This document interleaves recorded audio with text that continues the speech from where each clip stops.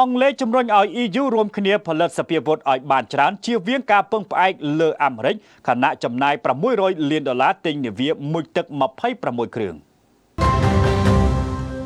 ចក្រភពអង់គ្លេសជំរុញឲ្យ EU រួមគ្នាផលិតសពាវុធឲ្យបានច្រើនដើម្បីជៀសវាងការពឹងផ្អែកទៅលើសហរដ្ឋអាមេរិកបើតាមរបាយការណ៍នោះទីក្រុងឡុងកននឹងពង្រីកការផលិត RDX ដែលជាគ្រឿងផ្ទុះដ៏សំខាន់ប្រើក្នុងកំភ្លើងធំ155មីលីម៉ែត្រនិងអាវុធផ្សេងទៀតរបស់អង់គ្លេសក្រុមហ៊ុន BAE Systems ដែលជាអ្នកផលិតតែមួយគត់របស់អង់គ្លេសក៏មានគម្រោងសាងសង់រោងចក្រថ្មីចំនួន3ទីតាំងទៀតដើម្បីឆ្លើយតបទៅនឹងតម្រូវការសកលនាយកអភិវឌ្ឍអាជីវកម្មនៅក្រុមហ៊ុន BAE Maritime and Land Defense Solution លោក Steve Carroll បាននិយាយថាការបង្កើនសន្ទុះផលិតសពាវុធនិងគ្រឿងផ្ទុះគឺមានសារៈសំខាន់ណាស់ដើម្បីត្រៀមខ្លួនទប់ទល់រុស្ស៊ីនិងប្រទេសអារ៉េភាគផ្សេងទៀតជាពិសេសកំណើនតម្រូវការសកលក៏បង្ខំឲ្យ BAE ឲ្យបង្កើនល្បឿនផលិតកម្មផងដែរ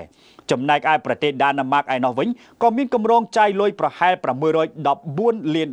សាងសង់និងទិញនាវាកងទ័ពជើងទឹកចំនួន26គ្រឿងសម្រាប់បេសកកម្មល្បាតតាមដានការលិចធ្លីប្រេងនិងការខ្លំមើលខ្សែកាបក្រោមសមុទ្ររដ្ឋមន្ត្រីការពារជាតិដាណឺម៉ាកលោក Troel Langpoulsen នៅថ្ងៃអង្គារបាននិយាយនៅក្នុងសេចក្តីថ្លែងការណ៍មួយថាការគម្រាមកំហែងដែលយើងប្រឈមមុខនៅដែនសមុទ្របច្ចុប្បន្ននេះគឺខុសគ្នានិងធ្ងន់ធ្ងរជាងកាលពីប្រមាណឆ្នាំមុន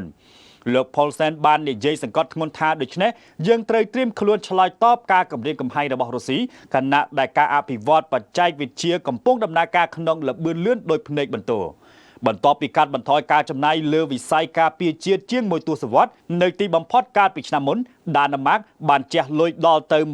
$190,000 លានក្នុងវិស័យយោធាក្នុងរយៈពេល10ឆ្នាំដាណឺម៉ាកមានគោលបំណងចម្បងគឺការពារខ្សែកាបនិងបំពង់បង្ហូរប្រេងសម្រាប់ផលិតនិងបញ្ជូនថាមពលព្រមទាំងជំរុញការពារប្រឆាំងនឹងការគំរាមកំហែងដែលអាចកើតមានឡើងចំពោះបរិស្ថានសមុទ្រនៅក្នុងដែនទឹករបស់ដាណឺម៉ាកពីសំណាក់កងនាវាស្រមោលរុស្ស៊ី